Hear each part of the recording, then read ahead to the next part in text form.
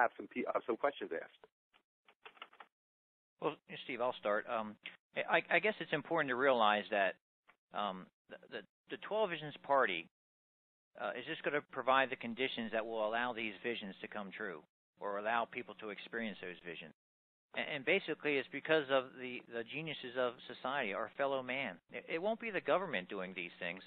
It'll be our neighbor that, comes up with a new technology or something, or creates a business where he has those living jobs where he shows us how to actually do that in our lives.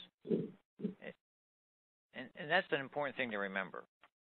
The 12 Visions Party will create the conditions for the 12 Visions to come about. And it's actually the individuals themselves that will bring this forward for everyone. Thank you so much, Larry. Living a life that is worth living is something that we have that personal responsibility of doing. We are creators. We're born to create. And the thing that brings about an exhilarating life, an exhilarating lifestyle, is when you are fully integrated into that passion of creation. And with that, of course, it brings the love of your life to you. So with that, I'm going to turn it back over to you, Steve. Thank you, Karlton. Well, I do know we have a few members of our 12 Visions Party National Committee with us this evening, and I'll just ask gentlemen, who would like to step up with a question, identify yourself, and let's ask Larry and Karlton. Yeah, hi, this is Michael Dilworth. Hey, Michael. Hey, yeah, I have a question. You guys that spoke about your wonderful love lives with your wonderful spouses, and you started to talk a little bit about the contrast between the time you spend value creating and the time you get to spend celebrating those values and reflecting on those values. Can you explain to us the contrast and how each is important to each other? I'm going to just, put the contrast on things a little differently. Prior to being exposed to the Neothink literature and the 12 Visions Party and the Prime Law, when I got my first job right out of high school, and I enjoyed high school, and in fact all my school years, because the learning, I was constantly learning things, and I thought that would continue into whatever career I chose. Well, like I said, I found out really quickly that wasn't the case, and I got bored really quick. So I lasted a few years on that job, and I went to another job, and it happened over and over again, where I would just get bored. And I remember asking my father, how he could work at one job for 40 years and keep at it. And he said, well, you'll learn to do that eventually.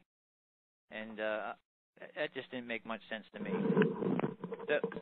After I was exposed to the literature, I sort of started beginning to understand what was happening to me whenever I got a new job.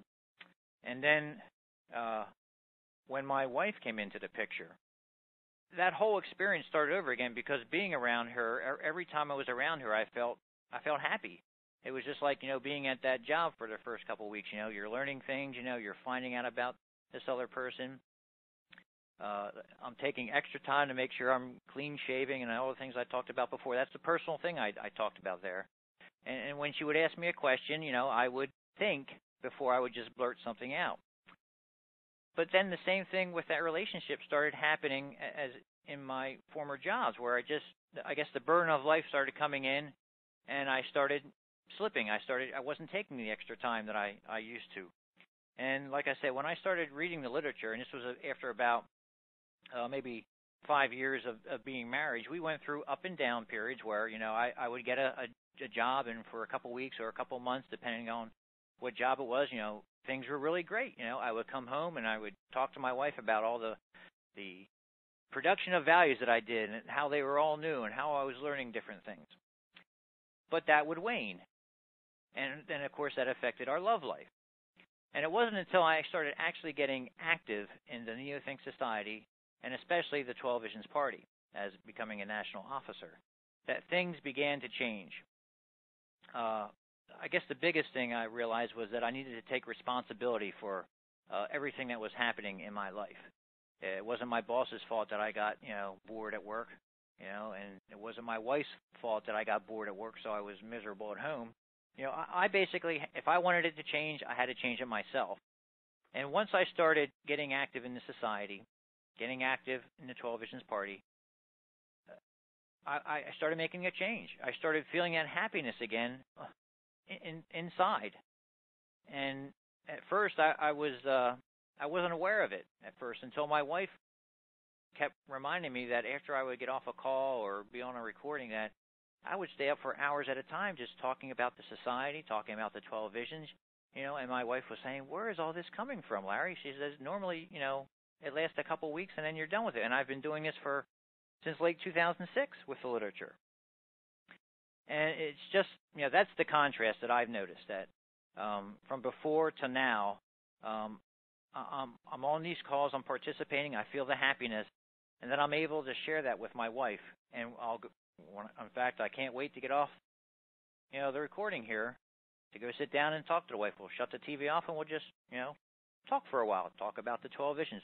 I'm definitely going to talk about what I was just talking tonight on the recording about, and share that with her.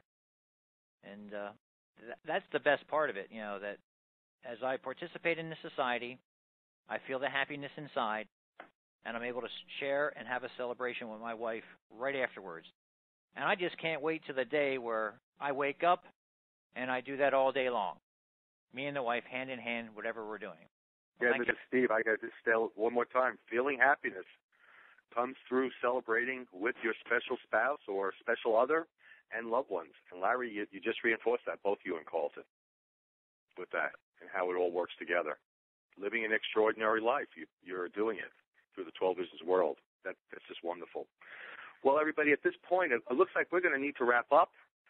Remember, this show offers you the opportunity to hear ordinary people talk about an alternative system to move our lives forward and live happily, even with prosperity. We're making all the people rich, including the poor. That is right, making all the people rich, including the poor. Mr. Larry Wert and for Karlton Roberts, thank you, gentlemen, for stepping up and sharing your actual testimonial, I say, specifically, of having the 12 Visions in your life. Thank you, gentlemen. And I'd like to thank all of you for listening this evening. And remember, get to know who you are. Believe in yourself. Empower yourself. You have every right to prosper and live happily. This is Steve Fagan. NTR. Neothink Radio Network. Visit neothinkradio.com.